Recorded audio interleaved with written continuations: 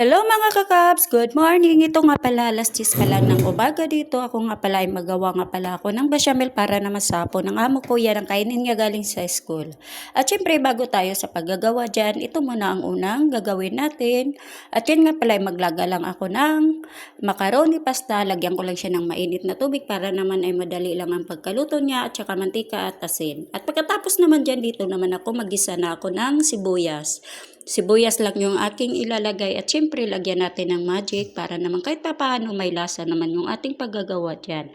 At lagyan ko lang din siya ng turmeric at saka yung paminta at saka iba pa. At pagkatapos ng pag-isa dyan, yan ay nalagay ko na yung manok para naman ay mahalo natin dyan sa ginays lang nating sibuyas. At yung naman kanyang lasa ay hindi naman tanto malangsa. At yan nga pala, nilagay ko na yung aking pantimpla dyan. At yan ay hahayaan ko muna at binalikan ko naman yung aking pasta dito para naman hindi siya didikit. Ayan na nga yung resulta ng manok na aking ginigisa. At habang naman ay iniiwanan ko muna doon at sa mahinang apoy lang, dito muna magawa muna ako ng aking pantoppings.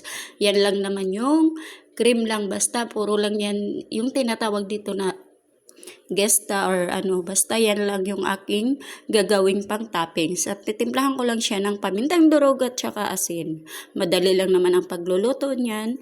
Yan lang, paulit-ulit lang tayo sa paggagawa dyan. At yan nga pala, syempre, yan lang ang aking gagawin sa pang toppings. At mamaya din, lagyan ko lang din siya ng mozzarella. Yung paglalagay ko na dyan sa oven. O ganyan lang, halu-haluin lang hanggang sa magmimix na yung kanyang mga ingredients dyan. At syempre, itatabi ko muna yan para naman akin naman babalikan yung aking nilulutong manok. Magdikit-dikit na naman sa kawali, mahirap na maging mapait patuloy yung ating pang-toppings na manok. Ayan nga pala, itinanggal ko na yung tubig at yan na yung resulta ng macaroni. Una na mapaglagay macaroni, pagkatapos naman ay yung manok. Ayan. Pagkatapos naman sa manok, ilalagay na rin natin yung panglas ay macaroni pa rin. Tapos yung ilalagay ko na rin yung sauce at saka bago yung mozzarella para naman siya ay o-oven.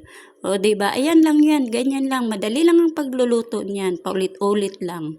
Pero pwede mo naman ibahin kung anong pwede mong idagdag. Ako hindi na kasi hindi naman kung sino ang kakain kundi yung apo lang ng amo ko. Mamaya mauubos yan. Isa lang ang kakain yan, grabe, ang lakas kumain. Diba nilagyan ko na ng mozzarella para naman i-oven ko na siya.